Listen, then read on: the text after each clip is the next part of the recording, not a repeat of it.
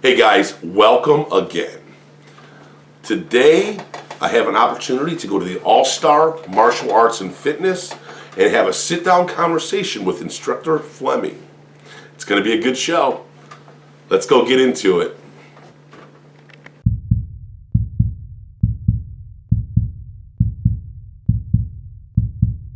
All right, so I'm going to have my daughter demonstrate some self-defense things from different attacks. She kind of has the idea of what we're going to be doing. Remember that techniques are done from repetition. So, of course, she's going to be prepared for it because that's what we do here. We do stuff over and over again until we do it right. All right, so you're going to defend the overhand right. You ready? So this is Swai Jiao. This is Chinese wrestling.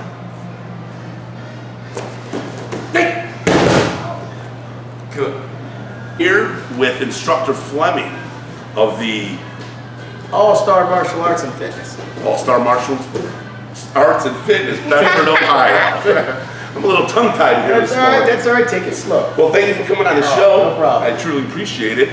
And these are my favorite kind of shows. We got a little action going on and we're learning some stuff. Absolutely. So tell me about the school. Tell me a little bit about yourself. Okay. And how you got involved in this, in the sport and so forth. All right. Well, that's kind of a mouthful. I started here at All-Star Martial Arts. I was a training brother of mine, Richard Prather, who owns this school and had been here for a little bit. And he was getting close to retirement, and since we knew each other, he asked me to come in and maybe do some teaching at All-Star. From that point on, I then became the owner of All-Star, and I have been running All-Star now since 2012. 2012. So now Richard was your prior instructor, or he was a training brother. So, training yes. brother. Now, what exactly does that mean? It means that we trained in the same school together under the same instructor. Okay, excellent. Yeah, so we refer to each other as brothers and sisters when we train. So okay. Not only do the adults, but the children. So that builds a sense of community. Gotcha. Yeah. So let me ask you this, Instructor Flemming. How did you ever get involved in Kung Fu here? Well, me personally, which I try to stay positive with the children, so I actually didn't start martial arts until I was 21. Okay. And I did not join martial arts because I was being bullied. I joined martial arts because I was kind of a troubled kid, and I got into a lot of fights as a young kid, and I had some anger issues from things that happened when I was a kid. So I actually joined martial arts as a place to learn some control and some discipline, and a place to be able to express myself in that manner without actually damaging anyone or myself. So, well, that's actually a very good point, because actually growing up, I was bullied pretty bad myself. So I got involved in martial arts, started with Tracy's Karate, little Taekwondo with Master Hauck, and but that later on I ended up becoming a bully, because of all the anger and different things of being picked on all those years.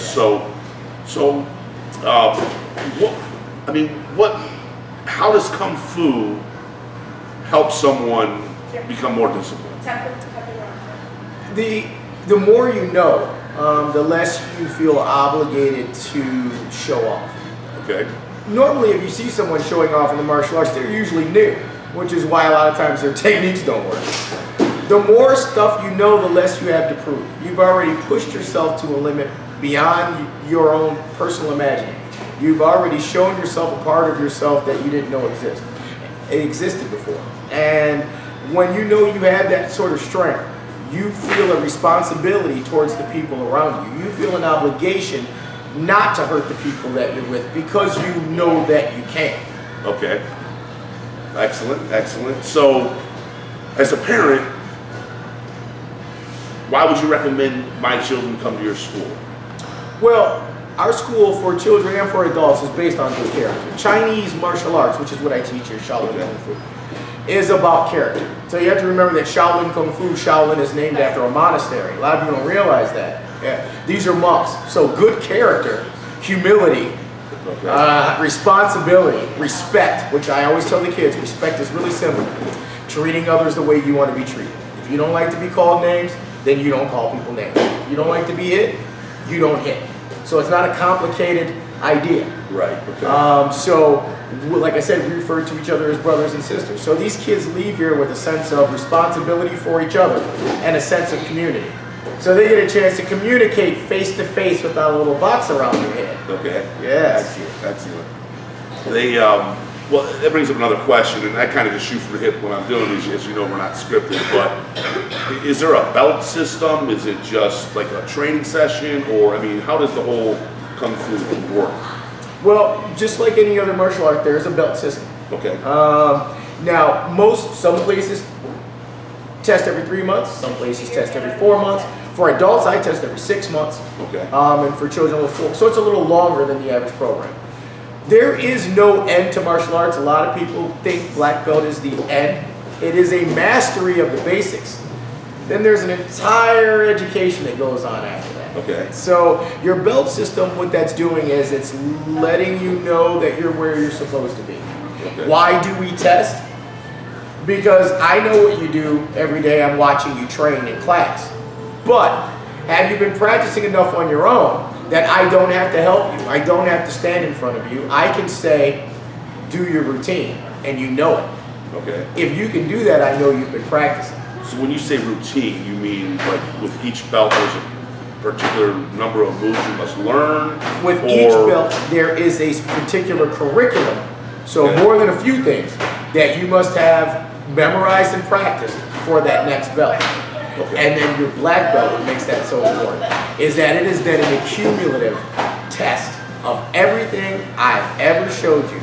Warning to any future students, just because I showed it to you once doesn't mean I'm not going to ask you for it again. So you keep notes and you go home and practice what I taught you, even if it's just 5 or 10 times before you're done for the evening. Okay, so with that being said, if I was to sign up today, how long would it take me to get to that point of being a black belt? In my school, as an adult, it's going to take you almost 5 years. 5 years. Yeah. So that's a lot of training in 5 years. Yeah. So you're not just handing out black belts. You're actually working towards these belts. Yeah, no. In good conscience, I hate to say it, but no, you can't buy my belts. Okay. If you're not ready. Right. Now I am nice. I will tell you you're not ready before you take your test, so that you don't waste your time. But Okay. I can't if you don't know the material. It's just dangerous. It's not fair to you. Now, with Kung Fu, are there particular katas that you must learn, or is that something totally different? So the reference to kata would be karate, but yes, in Kung Fu we have forms, just like in karate. And yes, they are open-handed fighting techniques. So all they're there to teach you is the certain techniques that we have and the way those techniques flow. So a lot of times when you see these moves and they seem flashy and you're saying that all it looks like is a bunch of weird hand movements. Right.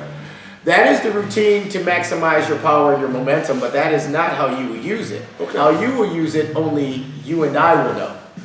The forms are for the general public to see our techniques. Okay. They are hidden within the routine. Only All the right. students will know that. Well, that leads me to another question, Instructor Flemming. What is the difference between karate and Kung Fu? I think the general conception is, you get these guys out there, jumping around, kicking people in the head, flying around the air, like I'm, in the Hollywood and the movies and so forth. But what's the real difference between the Kung Fu and the karate?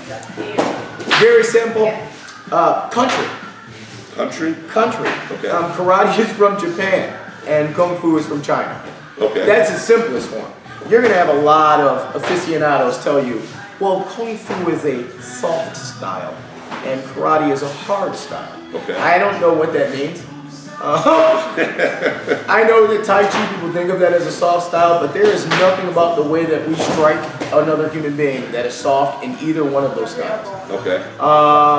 One may look more flowy than the other, but it doesn't mean that it lacks power. It just is a difference in ideology. In my particular style of Kung Fu, we say that speed and momentum equals power. So that is the reason why we flow and move the way that we do. A lot like boxing. Right. When you're It's striking, speed and it's momentum. speed. Right. The power comes. My boxing instructor used to tell us, the power comes with the speed. Correct. So one is not better. Kung Fu is older. Okay. So most of the other martial arts, people don't realize, that were developed from Kung Fu. They were developed from the Shaolin monks who escaped from the temple in the Shaolin's third burning. And of course, when they escaped throughout Asia, they landed in, what? Japan, Vietnam, so all these places. And so then that's where they get that's why they're all kind of versions of each other. So at what point in history, you sound pretty knowledgeable also, at what point in history did actually Kung Fu get started? Well, there is a common consensus, hopefully I get these right, that Kung Fu started from a master Damo or Buddha Dharma, who was a master from India, who came to the Shaolin Temple to teach the monks how to meditate properly, because they were fasting and malnutrition and tired and weak, and they kept falling asleep during their meditation. So he taught them a set of exercises that kept them awake and kept them in good shape. And then as the years went on, they developed some styles and some techniques they had gotten from studying animals. They were scholars of martial arts. And then, of course, the rebels that were fighting against the bad governments would hide out in the Shaolin Temple and in exchange teach them how to fight. So you've got street toughs and real warriors passing on this knowledge. And the Shaolin monks combined them together, made a system, and kept scrolls and notebooks and passed it on as a form of education. Now that's interesting. Very interesting. So, I like to ask everybody at least one tough question. My question is, what separates your Kung Fu school from another school, a karate school, or even another Kung Fu school? What is the separation there? I would love to believe, first and foremost, that this is the sense of family and community that's in my school. So I'm the head instructor. My daughter Mariah, who is 16, is my assistant instructor, and on her way to being a head instructor and an adult black belt. My wife works in the office. My son is part of, so it's a family thing. I pass this on to him. So we have a family atmosphere, an atmosphere of diversity and acceptance and and closeness. Right. Yeah. So it's more along the lines of like a mom and pop shop, in general terms. Yes. So you have that opportunity to actually intermingle with the parents or the adult classes. Absolutely. And build that character, that friendship. Yes. At the same time of teaching and learning. That's great to hear. And I'm a little old-fashioned in the way that we don't coddle or over-talk, or I don't over-philosophize the kids today. We accept responsibility, we accept the challenge of training, and we're all in it together. But we don't hand out willy-nilly compliments. We earn everything we get here. Okay, great. Now, how would someone go about signing up? Real easily. I just have you come in and I have you try a class. Okay. The best thing to do, I have to tell people, you cannot window shop for martial arts. You can't just call a place and ask them how much it costs and try to make a decision on fees. That's not, you have to know that you're compatible with the instructor, that the instructor is compatible with your child. You have to know that your child, that this isn't a fad because they saw a movie, that they really want to do it. And the only way you're going to know that is by trying the class with no obligation. Then when you're done, something you like, then you join our school. Well, there you have it, ladies and gentlemen. You guys come down and check out the martial arts studio. I'm sorry, the US All-Star Martial Arts. All-Star Martial Arts. Okay. But another quick question. Yeah. What does the uniform represent? What does it mean? It looks like something you see on television, but apparently it's No, not it's real. just on television, Yeah, right? no, it's absolutely real. Although my master would make fun of me because mine's kind of shiny and fancy. Okay. But this is just your traditional Chinese garb. So yes, it's very confusing on TV. You see people wearing this outfit like they're doing karate, and no. This is traditional Chinese Kung Fu, what we call a He-Fu or a top. Okay. In the background, you'll notice, if you notice people, my wife, I think, is wearing a Swai Jiao jacket. Okay. That is the throwing that we teach here, because I teach two different styles. Oh, two different styles. Now, Yes. what is that? What do you mean, two different styles? I teach Shaolin Kung Fu, which is a long fist system. Even though it has grappling and things like that in it, it's a lot of the punch and kicks from the forms. Okay. The Swai Jiao, in short, is what we call Chinese wrestling. Most people will recognize that it sort of looks like judo. Okay. Not that there are not hands and feet in combat in Swai Jiao. There is both grappling and stand up in all systems of martial arts. It just depends on if your instructor knows both sides or not. Swai Jiao is older than Kung Fu.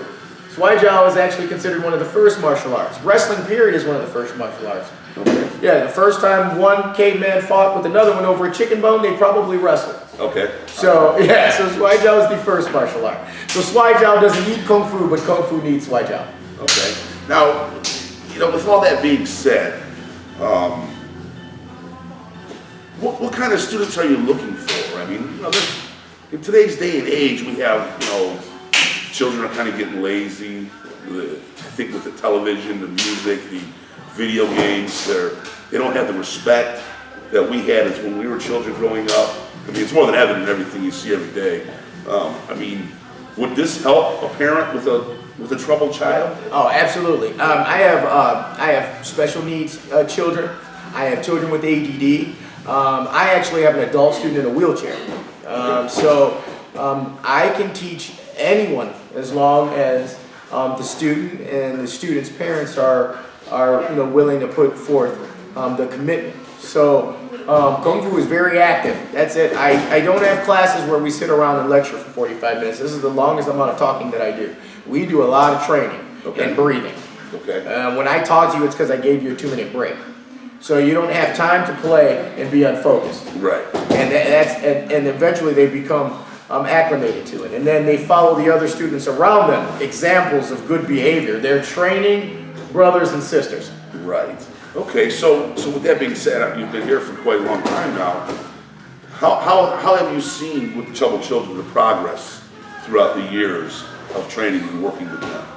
Actually, believe it or not, with children that were considered troubled or even had like special needs, I see improvement in children with ADD and autism. We have autism. We have Asperger's. I see improvement in those things within 30 to 60 days. Oh, wow. I mean, it's almost immediate. You start to see a difference. And it's just the training, the discipline, showing the respect, following the rules. And my voice.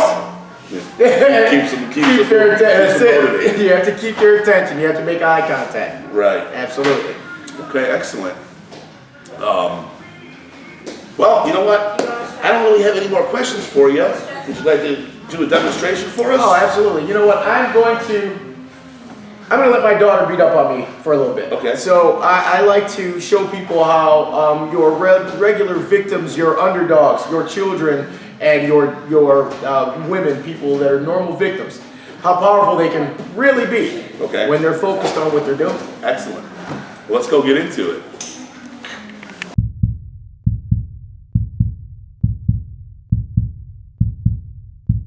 Left hook, lower body control. Start! Good. These are some common things that will happen to women. I want you to do the front choke defense. So normally if a man grabs a woman and starts to choke her, he does it because he's angry. So that means he wants to grab her and either push her on the floor or slam her against the wall. So,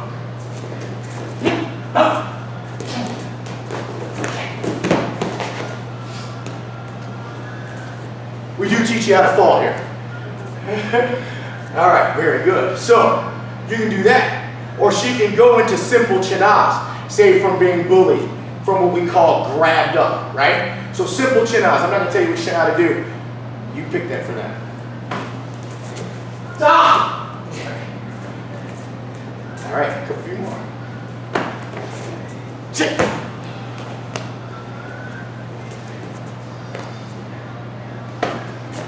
Ah! Good. Woo! All right. Turn around. Now I'm gonna mug you from behind. All right. All right.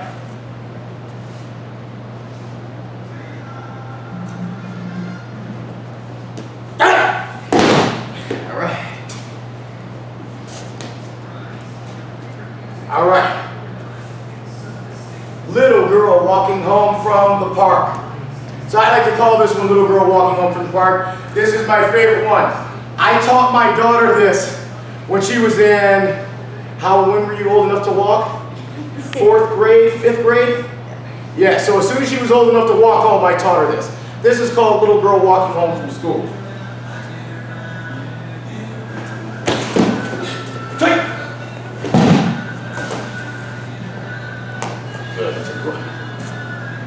I taught her this when she was 2 years old, because I call this little girl playing in the sandbox. So this is what I taught her if she was ever at the park and was attacked by a stranger.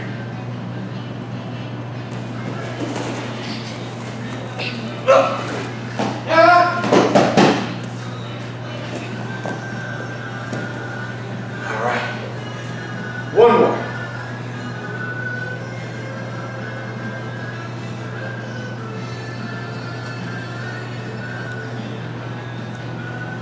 So we do a few different knife defenses, but we'll just do one.